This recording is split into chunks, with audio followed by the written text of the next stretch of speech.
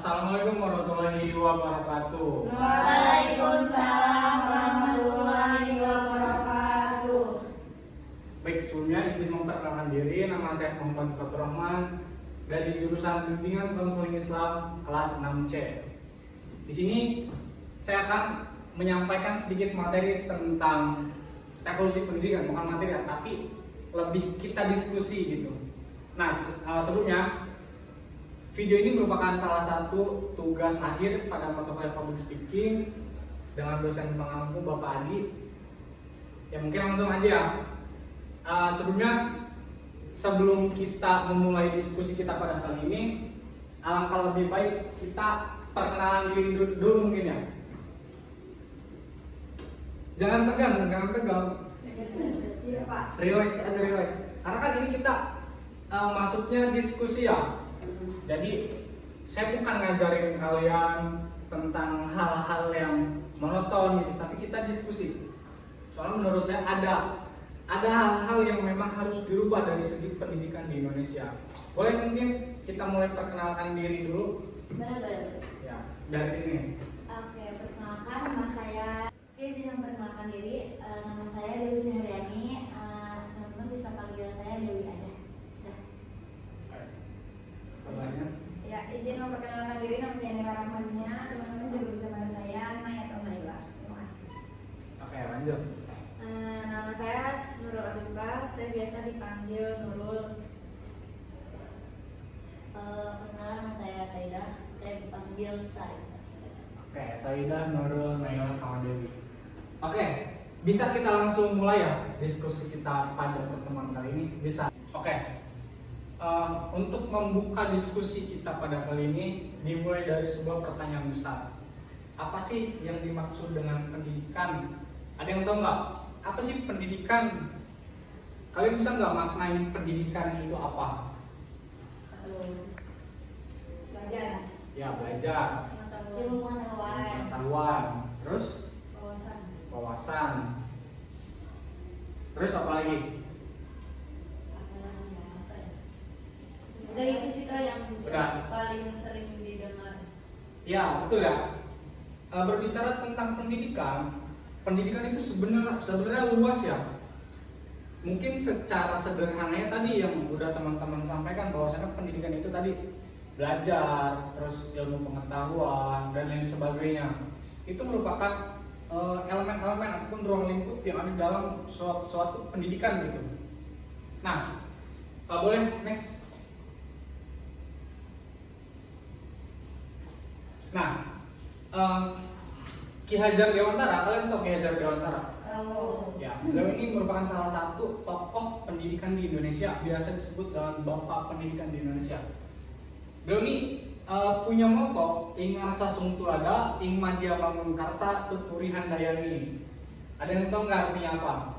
Enggak. Ini suka dengar.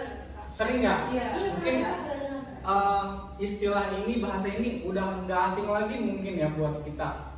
Kita sering kali ngedengar ataupun membaca moto pendidikan daripada Bapak Pendidikan di Indonesia, yaitu Ingaka Sungkulada, Ingmadya Manguntar, Satu Tulihan Dayani. Secara sederhananya, yang dimaksud dari moto ini adalah pendidikan itu adalah merupakan suatu dorongan dari belakang, terus juga suatu proses pembelajaran yang dimana memberikan membakar semangat kaum muda untuk memiliki rasa penasaran yang tinggi gitu, sederhananya gitu. Boleh di next. Nah, lanjut, itu ada jenis pendidikan. Jenis pendidikan itu dibagi menjadi 3, teman-teman. Yang pertama itu pendidikan formal. Apa aja pendidikan formal itu? Sekolah dasar. Ya, sekolah dasar. Terus Sekolah menengah pertama.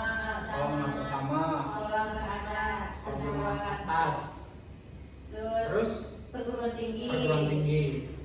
Nah, betul. Mungkin teman-teman di sini semua udah menjajaki semua ya, udah mengenyam semua bangku pendidikan di Indonesia yang formal. Teman-teman pernah ngalamin sekolah di sekolah dasar, pernah juga di sekolah menengah pertama, sekolah menengah akhir, dan sekarang kita semua sedang menjalani pendidikan formal terakhir, yaitu di perguruan tinggi. Yang kedua, ada pendidikan non formal. Ada yang tahu nggak apa itu pendidikan non formal? Apa? Seperti bimbel, Ya, bimbel, les, les, apa lagi? yang non akademik kan? Ya, Yang akademik. ya, ya, semacam itu ya. Jadi ruang lingkup pendidikan non formal itu seringkali kita temukan di sekitar kita sebetulnya. Kayak tadi contohnya misalkan ada private les gitu, terus ada bimbel dan lain-lain gitu ya. Nah itu merupakan jenis-jenis pendidikan non formal yang ada di sekitar kita. Selanjutnya ada juga pendidikan informal. Apa itu pendidikan informal? Kurang tahu Pak kalau terkait pendidikan informal. Sebetulnya nggak beda jauh dengan formal dan non formal. Pendidikan informal itu merupakan sebetulnya ini kebalik ya, harusnya urutan itu informal kedua. Seperti halnya diskusi gitu, diskusi terus juga kerja kelompok dan lain-lain itu masuk dalam pendidikan informal. Seminar tuh Pak? Nah seminar itu masuk ke pendidikan informal, seminar, talk show dan lain-lain itu masuk. Nah jadi sekarang kita bisa mengklasifikasikan ya, bisa kita bedakan bahwasanya pendidikan itu terbagi menjadi tiga karakteristik ataupun tiga jenis. Tadi ada pendidikan formal, pendidikan non formal dan juga informal yang tadi sudah kita bahas. Next. Nah, tujuan pendidikan. Yang pertama, tujuan daripada pendidikan adalah meningkatkan pengetahuan dan keterampilan. Nah, yang dimaksud dengan meningkatkan pengetahuan dan keterampilan, nah maksudnya suatu pendidikan baik itu tadi formal, non formal ataupun informal, tujuan yang pertamanya itu adalah meningkatkan pengetahuan peserta didiknya.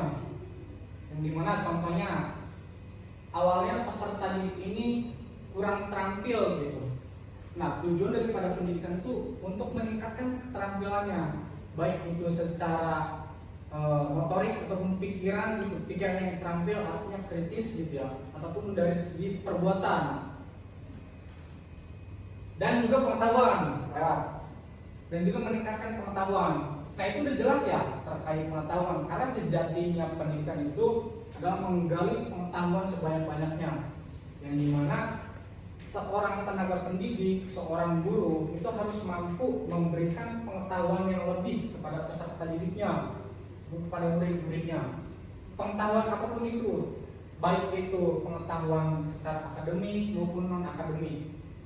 Jadi pendidikan itu enggak sesempit di ruang kelas ya, dalam artian cuma pengetahuan secara materi gitu, secara teoritis gitu, tapi jauh daripada itu.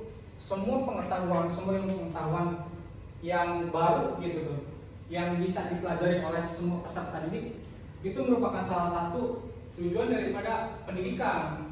Itu tadi meningkatkan pengetahuan dan keterampilan. Nah, yang kedua, tujuan daripada pendidikan adalah mengembangkan kemampuan berpikir kritis. Nah, seperti tadi yang udah sempat saya singgung, bahwasanya tujuan pendidikan adalah meningkatkan kemampuan berpikir kritis. Berpikir kritis dalam artian kita itu enggak mudah, enggak gampang disetir bahasa sederhananya.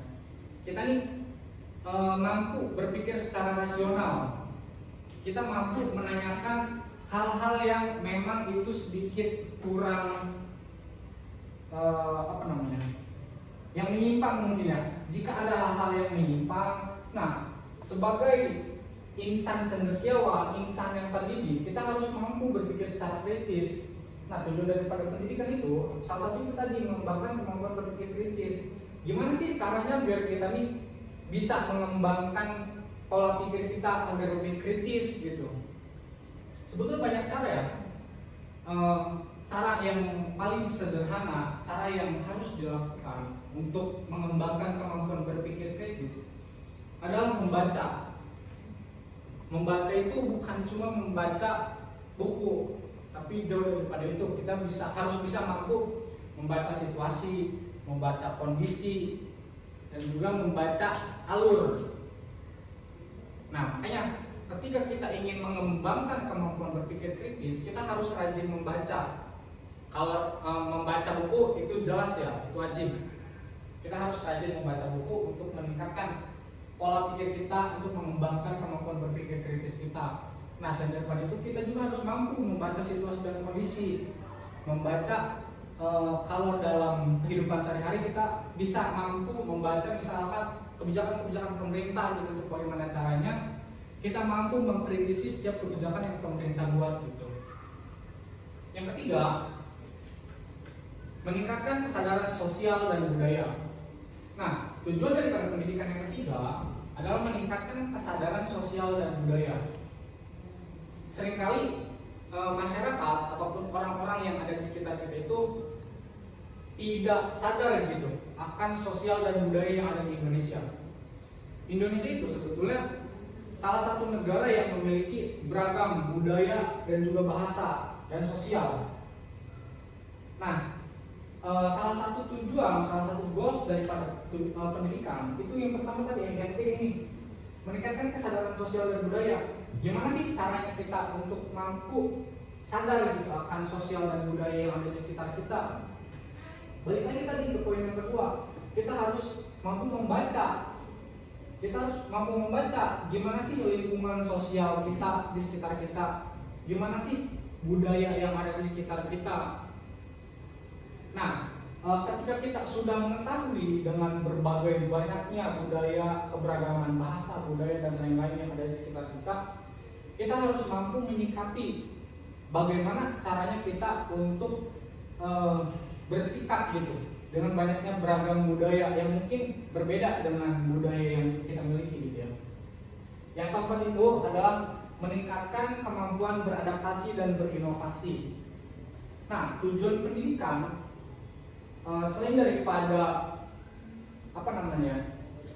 melatih otak kita untuk kritis, untuk membuat kita menjadi cerdas gitu, tapi kita juga harus mampu beradaptasi dan berinovasi gitu. Contoh konkretnya gini, perkembangan zaman sekarang tuh makin melesat. Jadi teknologi sekarang itu semakin canggih, semakin maju, apalagi dengan adanya AI sekarang. Nah, insan-insan yang terdidik itu harus mampu beradaptasi dengan teknologi sekarang yang ada gitu. Gimana caranya kita bisa mengimplementasikan ataupun mengaplikasikan gitu teknologi digital dengan lingkungan kita yang sekarang gitu. Kita harus mampu beradaptasi. Jadi bahasanya jangan kudet gitu. Sekarang ini apa-apa udah sama AI gitu, serba canggih, serba AI. Kita harus bisa beradaptasi. Kita jangan punya pikiran-pikiran yang kolot. Dalam artian ya udahlah, gue mah nggak mau pakai teknologi gitu. Gue pengen secara tradisional aja, nggak bisa. Kadang ada hal-hal yang memang kita tuh harus mengikuti perkembangan zaman gitu. Dan berinovasi. Nah, berinovasi maksudnya selain daripada kita menikmati teknologi yang ada, kemajuan teknologi digital, selain kita menikmati, kita juga harus kita harus menciptakan, kita harus berinovasi gitu. Kira-kira sebagai insan yang terdidik, kita mampu membuat apa? Kita mampu berinovasi seperti apa gitu. Oke. Nah, ada tujuan pendidikan yang terakhir, yaitu meningkatkan kualitas hidup. Nah, terkait meningkatkan kualitas hidup, mungkin itu udah hal yang yang seharusnya terjadi mungkin ya. Karena sejatinya orang-orang yang terdidik, sejatinya insan-insan cendekiawan gitu yang memiliki pendidikan, apalagi pendidikan tinggi gitu ya, harus memiliki kualitas hidup yang lebih baik dari hari kemarin gitu. Jadi seorang individu yang memiliki pendidikan itu harus memiliki hidup yang berkualitas. Apa sih hidup yang berkualitas itu? Jadi banyak macamnya ya. Contohnya hidup yang berkualitas itu kita mampu memanage gitu waktu kita, contohnya. Kita mampu mengatur keuangan, contohnya. Nah, itu salah satu cara kita meningkatkan kualitas hidup kita dari hal-hal yang terkecil sebetulnya. Contohnya dari kita tidur yang teratur, kita makan yang teratur, dan memiliki kualitas hidup yang baik. Gitu. Next. Nah, lanjut kepada diskusi yang pantikan yang ingin saya berikan kepada teman-teman gitu ya. Apa sih revolusi pendidikan itu? Ada yang tahu nggak revolusi pendidikan itu apa? Revolusi pendidikan apa? Perubahan apa? Ya, perubahan terkait pendidikan. Terus perubahan sistem pendidikan, betul. Gitu ya. Jadi terkait revolusi pendidikan itu kita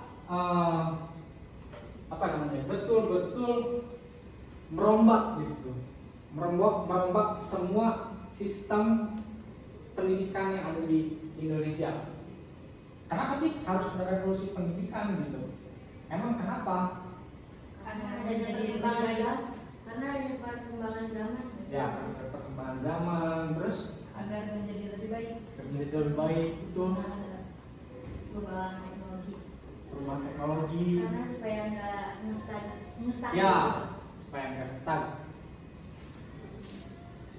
Udah. Betul, semuanya betul. Tapi yang ingin sedikit saya sampaikan, kenapa sih harus ada revolusi pendidikan gitu? Artinya di sini ada case, ada suatu permasalahan gitu, yang menyebabkan pendidikan itu harus direvolusi. Next.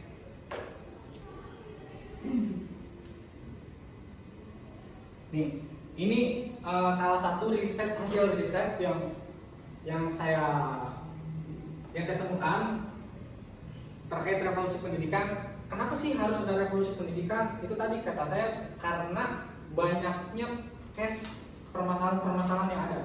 Yang pertama itu kurangnya akses pendidikan yang berkualitas. Di Indonesia sendiri, akses terhadap pendidikan yang berkualitas itu masih jauh dari kata layak. Masih sangat banyak sekali sekolah-sekolah ataupun tempat-tempat belajar gitu tuh yang sangat jauh dari kata layak, apalagi berkualitas. Layak aja jauh, apalagi berkualitas. Itu yang pertama. Nah, kenapa saya bilang kayak gitu? Jauh dari berkualitas gitu dari segi pendidikan. Itu bukan hanya sebatas gedungnya ya yang nggak layak pakai. Itu mungkin yang terlihat ya. Yang terlihat dari segi tempatnya, dari gedung sekolahnya itu masih banyak sekali sekolah-sekolah di Indonesia itu yang sudah tidak layak untuk digunakan. Entah itu atapnya yang udah roboh ataupun lantai yang udah bolong-bolong, terus juga ada yang tembok-temboknya yang udah rapuh gitu. Kan itu menjadi kekhawatiran, gimana nanti kalau misalkan proses belajar mengajar sedang berlangsung terus gedung sekolahnya roboh, itu kan sangat membahayakan gitu ya. Itu menurut saya jauh dari kata layak. Nah, selain daripada itu, layak yang saya maksud terus berkualitas yang saya maksud, kadang ada saya sering kali menemukan bahwasannya tenaga pendidik yang ada di sekolah-sekolah pun itu tidak linear, tidak memiliki kualitas, tidak memiliki kompetensi gitu. Kadang ada dia ini home base-nya, artinya waktu kuliahnya gitu dia sarjana olahraga misalkan, tapi pas ngajar di sekolah dia ngajar agama misalkan. Nah, itu seringkali terjadi, itu seringkali ditemukan. Artinya kan dari segi kualitas tenaga pendidik juga itu harus dipertanyakan gitu. Yang kedua itu kurangnya kemampuan guru untuk mengajar dengan efektif. Apa sih efektif? Ya, tepat, sesuai, pada tempatnya lah. Nah, jadi saya sering kali menemukan tenaga pengajar, tenaga pendidik yang ada di sekolah itu kurang efektif dalam memberikan metode pengajaran terhadap murid-muridnya. Kadang ada kalanya anak usia SD, saya pernah menemukan fenomena ini, dan ini benar-benar real terjadi. Anak SD kelas 1 bahkan anak TK ada yang dikasih PR sama guru di sekolahnya. Nah, menurut saya itu nggak efektif atas dasar ada teori psikologi anak. Itu mengatakan bahwasannya anak seusia itu dunia itu masih dunia bermain. Sebetulnya nggak salah, anak dikasih PR sama gurunya itu nggak salah, tapi itu nggak efektif, itu nggak tepat. Karena apa? Karena anak seusia itu karena dia dunianya itu masih bermain gitu ya. Jadi jangan dulu dikasih beban-beban yang emang itu mengganggu dunianya gitu. Karena itu akan mengganggu pikirannya yang seharusnya dia bermain. Karena kan pada dasarnya ketika anak bermain, ketika anak usia TK gitu, SD yang baru masuk sekolah SD gitu ya, dia itu bermain itu sambil belajar harusnya. Dalam artian misalkan dia bermain menggambar misalkan, itu kan salah satu pembelajaran juga sebetulnya bagi dia. Itu tidak efektifnya seorang guru gitu. Yang ketiga itu kurangnya penggunaan teknologi dalam pembelajaran. Nah, ini juga seringkali terjadi di dalam dunia pendidikan. Guru itu ada beberapa saya menemukan yang dia ini memang betul-betul menolak gitu adanya teknologi. Jadi masih pakai cara-cara terdahulu gitu. Dia nggak mau tuh belajar itu menggunakan teknologi yang ada, nggak mau memanfaatkan teknologi yang ada gitu. Nah, itu sebetulnya menjadi hambatan ya. Itu akan menjadi suatu hal yang tertinggal, bisa dikatakan tertinggal gitu. Sebetulnya nggak salah, cuma kurang tepat kayak gitu. Nah, yang terakhir itu kurangnya fokus pada pengembangan kemampuan soft skill. Nah, pada poin ini seharusnya seorang guru itu mampu memberikan pembelajaran ataupun pembekalan yang dimana itu bisa mengasah gitu daripada soft skill peserta didiknya. Jadi sekolah itu ataupun belajar di sekolah itu enggak cuma berbicara tentang teoritis gitu, enggak melulu mendengarkan guru itu ngomong di depan kelas membahas tentang ABCDE gitu. Tapi seharusnya seorang guru itu mampu tahu dan mampu mengembangkan soft skill setiap peserta didiknya. Kayak gitu. Next.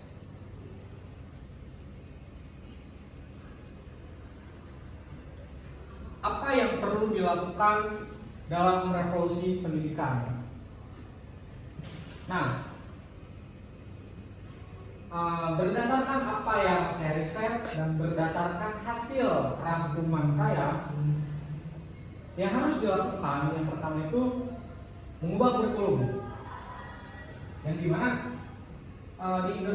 pendidikan di Indonesia itu diatur oleh kurikulum, oleh Kementerian Pendidikan. Nah, sebetulnya sempat beberapa kali sering ya setiap ganti menteri itu biasanya ganti kurikulumnya dari Kurtilas, kurikulum 2013, terus apalagi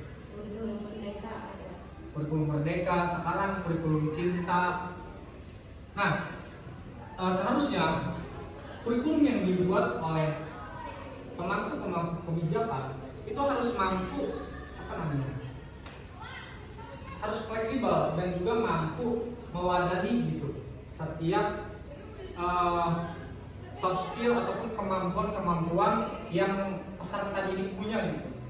Jadi kurikulum itu nggak boleh mengekang seharusnya, karena sejatinya pendidikan itu membebaskan dalam artian memerdekakan, bukan yang mengekang.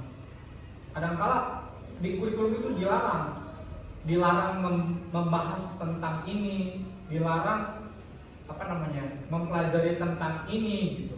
Nah seharusnya pendidikan itu nggak kayak gitu, tapi semua hal boleh dipelajari gitu. Yang harus dilakukan ketika kita akan revolusi pendidikan itu adalah mengubah metode pembelajaran. Nah, seringkali metode pembelajaran yang digunakan oleh tenaga pendidik itu kurang tepat. Sebenarnya teman-teman tahu nggak ada berapa metode pembelajaran yang bisa dilakukan? Ada berapa? Ada 3, apa aja? Visual, auditori, kinestetik. satu lagi dong, 4 dong. Kinestetik itu kurang. Satu. Apa? Lupa Pak saya. Ya, tapi yang saya maksud bukan itu, tapi metodenya. Mengubah metode bukan jenis pembelajaran. Oh iya.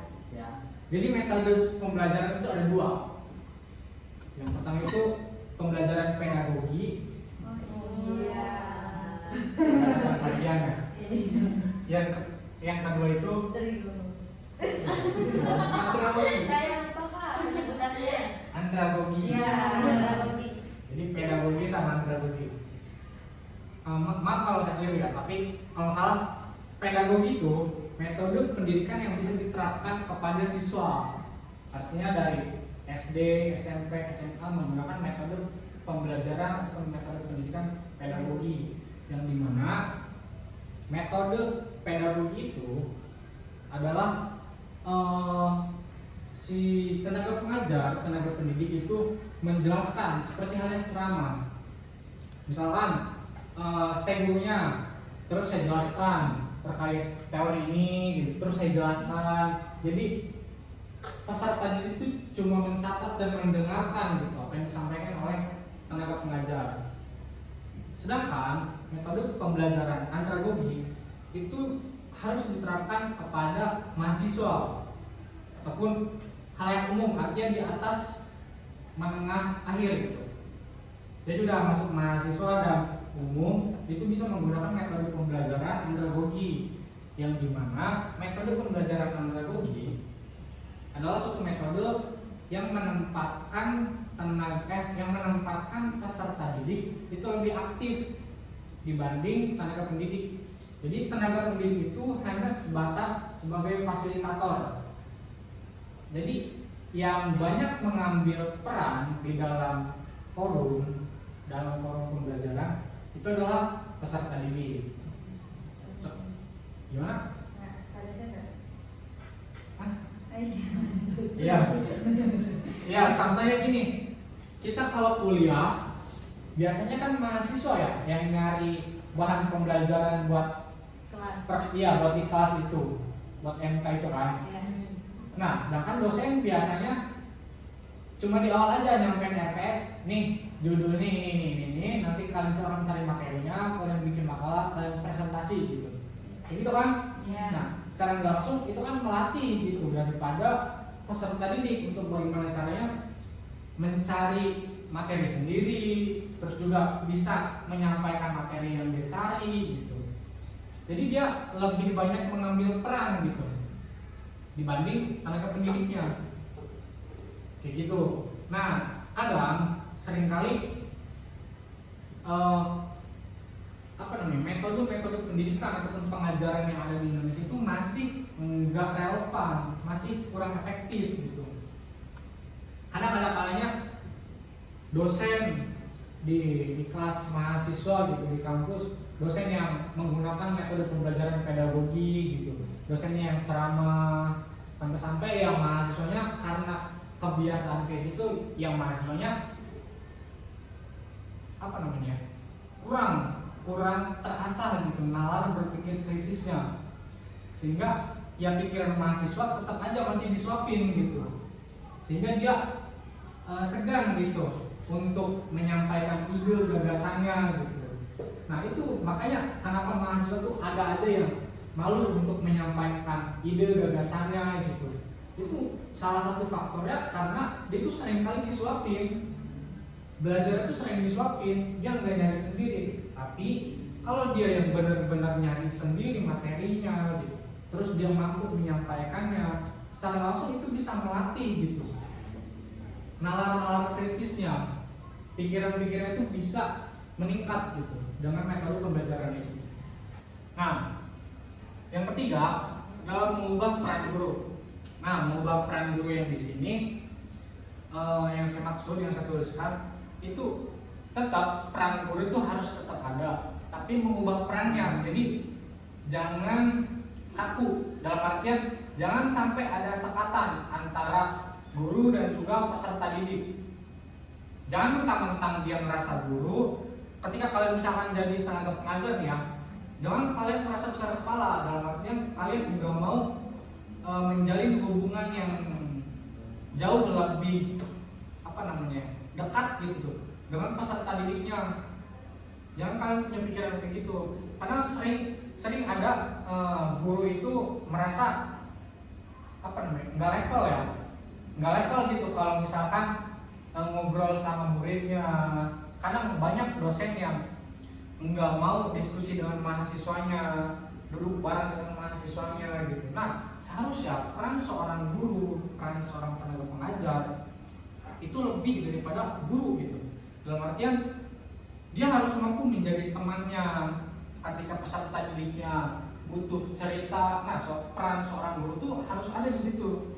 Terus juga bisa menjadi orang tuanya ketika peserta didiknya memiliki problem ataupun memiliki suatu permasalahan dan meminta solusi dan nasihat ataupun arahan gitu. Nah, peran seorang guru itu harus ada di situ. Jadi guru itu enggak mentok jadi tenaga pengajar yang menyampaikan materi-materi di kelas gitu, tapi jauh daripada itu. Yang terakhir itu yang harus dilakukan ketika merevolusi pendidikan adalah menggunakan teknologi. Jadi mulai sekarang pendidikan itu harus melek terhadap teknologi. Jangan membatasi teknologi. Ya, teman-teman mungkin tahu lah, Menteri Pendidikan waktu tahun 2020-2021 yang sekarang lagi terjerat kasus dugaan korupsi. Siapa? Nadiem masalah Nadiem Makarim. Sebetulnya beliau itu udah menerapkan gitu, sudah menerapkan teknologi itu masuk dalam dunia pendidikan dengan memfasilitasi setiap sekolah itu mendapatkan Chromebook ya, mendapatkan laptop gitu. Nah, itu sebetulnya langkah yang bagus gitu yang dilakukan oleh pemerintah. Guna apa? Guna memfasilitasi bahwasanya pendidikan di Indonesia itu harus melek terhadap teknologi. Ya, kita nggak munafik, emang udah semestinya kita tuh sekarang harus melek terhadap teknologi. Kalau kita nggak melek terhadap teknologi, kita akan ketinggalan gitu. Di negara-negara maju sana, teknologi itu benar-benar bisa dimanfaatkan dengan baik gitu. Jadi sekelas pendidikan pun itu nggak bisa lepas dari namanya teknologi, karena sejatinya teknologi itu bisa menjadi teman kita yang memberikan manfaat pada kita, tapi juga bisa menyengsarakan kepada kita. Nah, disinilah dalam menggunakan teknologi, peran seorang guru itu dibutuhkan. Untuk apa? Untuk membatasi pemakaian teknologi contohnya. Terus juga untuk memantau ataupun mengawasi penggunaan teknologi oleh peserta didiknya. Nah, di situ peran seorang guru itu harus ada. Oke, itu tadi ya hal-hal yang bisa ditempuh ataupun bisa dilakukan ketika kita akan melakukan revolusi pada pendidikan. Next. Nah, pertanyaan selanjutnya, untuk apa sih revolusi pendidikan selain yang ada pada poin-poin di sini, coba saya pengen tahu kira-kira apa yang terlintas pada benak pikiran teman-teman gitu ketika ada pertanyaan untuk apa revolusi pendidikan gitu. Agar pendidikan di Indonesia itu bisa lebih berkembang dengan baik. Ya. Ya. Bukan mungkin ya, emang seharusnya harus. ya agar pendidikan itu lebih berkembang. Terus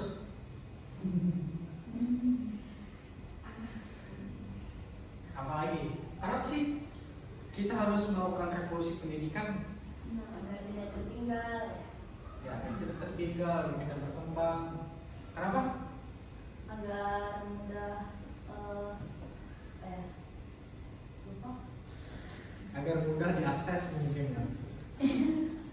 Terus apa lagi? Kurang lebih begitu. Kurang lebih kayak gitu. Oke. Kita lanjut ke poinnya. Udah saya poin. Jadi gunanya melakukan revolusi pada pendidikan itu yang pertama meningkatkan kualitas pendidikan. Jelas ya, ketika kita melakukan revolusi, sebuah revolusi itu harapan yang pertama itu pastinya adalah meningkatkan kualitas. Jadi itu tuh hal yang mendasar dan harus memang terjadi gitu. Ketika kita melakukan revolusi, jelas harus ada perbedaan dari sebelumnya dengan pasca gitu terjadinya revolusi. Nah, maka dari itu meningkatkan kualitas pendidikan itu merupakan poin penting yang ada ketika kita melakukan revolusi pendidikan. Nah, meningkatkan kualitas pendidikan itu apa aja sih gitu? Apa aja yang ada di dalamnya? Ada hal apa gitu? Hal apa yang harus ditingkatkan biar kita bisa mengklaim bahwasannya kualitas pendidikan itu udah meningkat gitu ketika kita sudah melakukan revolusi? Apa? Hal apa? Iya, poin-poin apa yang harus dicapai agar kualitas pendidikan itu bisa dikatakan sudah meningkat?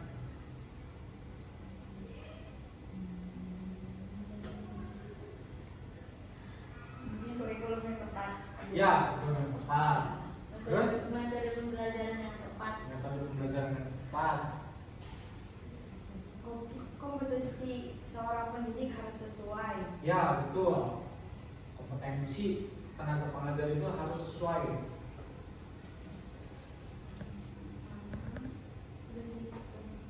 Betul ya.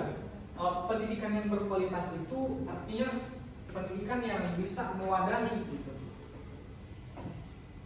Pendidikan yang bisa membentuk karakter-karakter peserta didiknya gitu. Pendidikan yang bisa mengubah pola pikirnya jadi jauh lebih baik gitu. Itu adalah pendidikan yang berkualitas. Dari semua hal. Berkualitas itu dari semua hal, baik itu dari segi fasilitasnya, entah itu gedung tempat belajarnya, terus juga tenaga pengajarnya, terus juga elemen-elemen pendukungnya seperti teknologi dan lain sebagainya gitu. Nah, itu harus memadai. Poin yang kedua itu meningkatkan akses pendidikan. Nah, gunanya kita melakukan revolusi pendidikan itu adalah salah satunya meningkatkan akses pada pendidikan. Kadang akses pendidikan di Indonesia itu bisa dikatakan jauh itu atas dasar beberapa faktor. Yang pertama itu mungkin faktor jarak. Ada di suatu daerah yang kita tahu, contohnya di daerah ujung sana di Papua, itu akses pendidikan itu masih sangat sulit untuk dijangkau. Jadi anak-anak tuh untuk bisa sekolah tuh harus nyebrang sungai dulu gitu, harus jalan berkilometer dulu gitu. Itu kan secara langsung akses terhadap pendidikan di sana tuh masih sangat jauh gitu dari kata lain.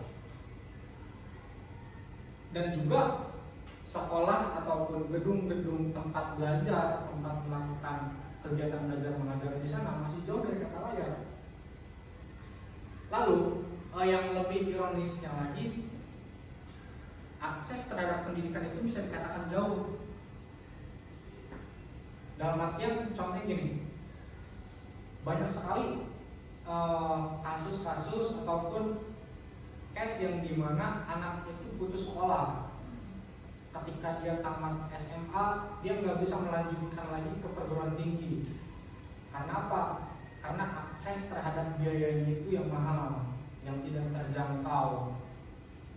Nah, padahal seharusnya pemerintah, negara itu mampu memfasilitasi setiap warga negaranya untuk mendapatkan akses terhadap pendidikan yang gratis dan juga ilmiah. Seperti halnya sebenarnya sudah tercantum dalam amanah Undang-Undang Dasar 1945, bahwasanya setiap warga negara itu berhak mendapatkan kewajiban. Negara itu harus mencerdaskan kehidupan bangsa gitu. Nah, gimana sih pemerintah mampu mencerdaskan kehidupan bangsa? Ya salah satunya itu penopang yang paling besar itu ya pendidikan. Nah, gimana ceritanya pemerintah atau negara mampu mencerdaskan kehidupan bangsa, sedangkan warga negaranya aja, rakyatnya aja masih kesusahan gitu untuk mengakses pendidikan itu. Jadi gimana lagi coba caranya? Kan udah nggak ada cara lagi. Nah, maka dari itu seharusnya pemerintah itu mampu merevolusi sistem pendidikan, yang dimana pendidikan itu seharusnya gratis. Karena sebetulnya sesuai daripada amanah undang-undang juga, bahwasannya APBN negara itu seharusnya 20% dialokasikan kepada sektor pendidikan. Tapi pada kenyataannya enggak. Nah, kalau teman-teman tahu, per tahun 2025 itu APBN yang sudah digelontorkan oleh pemerintahannya Bapak Presiden Prabowo, sektor pendidikan itu mendapatkan anggaran yang sangat besar, sekitar 700 triliun. Nah, setelah kita ulik, setelah ditelaah lebih dalam, ternyata sekitar 225 triliun itu dialokasikan kepada Badan Gizi Nasional untuk melanggengkan ataupun melancarkan program prioritas Prabowo makan bergizi gratis. Nah, menurut saya itu sangat ironis sekali teman-teman, ketika pemerintah sekarang itu lebih mementingkan isi perutnya dibanding isi otaknya gitu. Oke, bisa kita sepakati bahwasannya permasalahan stunting, permasalahan kelaparan, kemiskinan itu memang betul harus menjadi prioritas pemerintah juga. Itu memang seharusnya ditangani oleh pemerintah dengan secepatnya. Tapi bukan berarti harus mengambil hak yang seharusnya diterima oleh sektor pendidikan gitu. Nah, dengan adanya fenomena 200 sekian triliun itu dipotong dialokasikan kepada BGN, secara langsung pemerintah sekarang itu sudah mencederai gitu amanah yang telah diberikan oleh amandemen Undang-Undang Dasar 1945, yang dimana seharusnya APBN itu digelontorkan kepada sektor pendidikan itu sekitar 20%. Karena dipotong 200 sekian triliun, itu sekitar 12 sampai dengan 16% saja yang digelontorkan kepada sektor pendidikan. Nah, di situ saja sudah kita sepakati bahwasanya pemerintah sekarang itu sudah mengkhianati apa yang sudah diamanahi oleh undang-undang. Padahal seharusnya pemerintah itu mampu memprioritaskan pendidikan. Kayak gitu ya.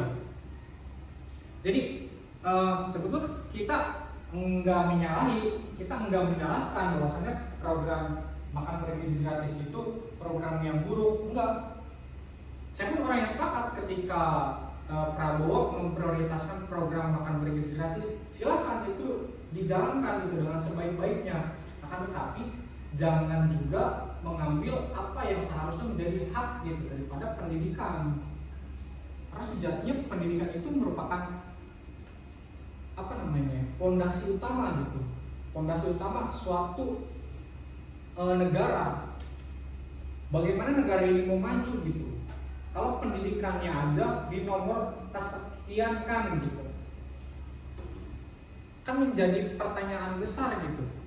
Sebetulnya pemerintah sekarang tuh masih mikirin nggak sih gitu pendidikan, ketika sekarang banyak sekali akses pendidikan yang masih jauh dari kata layak. Bahkan ada beberapa studi kasus anak SD yang bunuh diri karena kekurangan biaya untuk membeli peralatan sekolah gitu. Bahkan ada yang merobek perutnya karena dia kelaparan, karena dia yang dimana seharusnya pendidikan itu menjadi skala prioritas utama di pemerintahan, tapi pada kenyataannya sekarang era rezim Prabowo Gibran itu lebih mengutamakan, lebih memprioritaskan program makan bergizi gratis, yang padahal belakangan ini sempat ramai di media sosial bahwasanya kepala BGN ternyata diduga korupsi sekitar berapa? 1 miliar satu hari. Bisa dibayangkan, MBG sudah berjalan sekitar 1,5 tahun. Satu hari 1 miliar. Sudah berapa uang rakyat, uang negara yang dikorupsi? Itu merupakan angka yang sangat-sangat fantastis mungkin ya bagi kita. Oke, kita lanjut. Tadi sampai mana? Poin ketiga sekarang. Sekarang poin ketiga. Gunanya kita merevolusi pendidikan yang ketiga itu adalah untuk meningkatkan kemampuan siswa untuk bersaing di era global. Nah, harapannya kita melakukan revolusi pendidikan ketika pendidikan itu menjadi jauh lebih berkualitas gitu. Peserta didik itu ataupun masyarakat ataupun rakyat yang memiliki pendidikan itu memiliki kompetensi gitu, memiliki kualitas untuk bersaing di era global, bukan lagi di kancah regional, nasional, tapi di global gitu. Untuk bagaimana caranya orang Indonesia ini udah mampu menunjukkan taringnya gitu ke muka dunia bahwasannya Indonesia ini udah enggak lagi tertinggal loh gitu. Nah, itu bisa dimulai dari meningkatkan ini, dimulai dari revolusi pendidikan untuk meningkatkan kemampuan siswa, baik itu dari kemampuan akademiknya ataupun non akademik gitu. Begitu. Karena sejatinya pendidikan itu enggak cuma dalam ruang lingkup kelas ya. Selanjutnya yang terakhir itu gunanya kita merevolusi pendidikan adalah untuk meningkatkan kemampuan siswa untuk berinovasi dan berkreasi. Nah, harapannya ketika kita sudah melakukan revolusi pendidikan dengan pendidikan yang lebih ramah, dengan pendidikan yang lebih fleksibel, dengan pendidikan yang lebih ilmiah, peserta didik itu mampu memiliki kemampuan berinovasi yang jauh lebih baik gitu. Mampu menciptakan ide-ide yang lebih cemerlang, mampu menciptakan teknologi-teknologi baru yang bisa memberikan dampak pada masyarakat banyak gitu. Dan juga mampu berkreasi dalam arti yang tadi sempat kita bahas di awal bahwasanya Indonesia ini banyak sekali keberagaman, baik itu budaya, bahasa, dan juga etnis dan lain sebagainya. Nah, dengan adanya kemampuan berkreasi, harapannya peserta didik ataupun kaum muda di Indonesia itu mampu berkreasi dengan jauh lebih baik lagi dan juga mampu menampilkan kepada mata dunia bahwasannya Indonesia ini memiliki kualitas pendidikan yang tinggi gitu. Nah, kayak gitu. Jadi gunanya kita melakukan revolusi pada pendidikan itu bukan semata-mata gerakan-gerakan ataupun tidak semata-mata menjadi catatan-catatan kita, akan tetapi untuk bagaimana caranya kita mampu mencapai substansi yang kita tadi sempat diskusikan bahwasanya pendidikan itu harus mampu memberikan ruang ruang yang apa namanya, ruang tunggu bersama gitu. Terus juga, nah itu beberapa poin yang bisa ataupun yang ingin kita capai ketika kita melakukan revolusi pendidikan. Oke, next. Nah, ini sedikit mengutip perkataan Albert Einstein, belajar adalah proses yang tidak pernah berakhir dan pendidikan adalah kunci untuk mencapainya. Oke. Mengambil kutipan dari Tan Malaka juga pada buku Madilog, katanya sejatinya pendidikan itu adalah untuk mempertajam pemikiran dan juga memperhalus perasaan. Nah, untuk bagaimana caranya ketika kita sebagai insan pendidik, kita sebagai insan yang terdidik, kita yang mengenyam pendidikan lebih tinggi gitu, kita harus mampu mempertajam pemikiran kita, dalam arti kita harus mampu berpikir secara rasional, berpikir secara kritis gitu, dan juga mampu memiliki perasaan yang halus gitu. Dalam arti kita bisa berempati kepada sesama teman kita, kepada sesama rakyat kita gitu ya. Oke, mungkin hanya itu yang dapat saya sampaikan, beberapa gagasan yang saya miliki, kurang lebihnya mohon maaf. Dengan zikir kita beretika, dengan fikir kita beretika, dengan masalah kita berderma. Allahumma fiq alaihi. Assalamualaikum warahmatullahi wabarakatuh. Waalaikumsalam warahmatullahi wabarakatuh.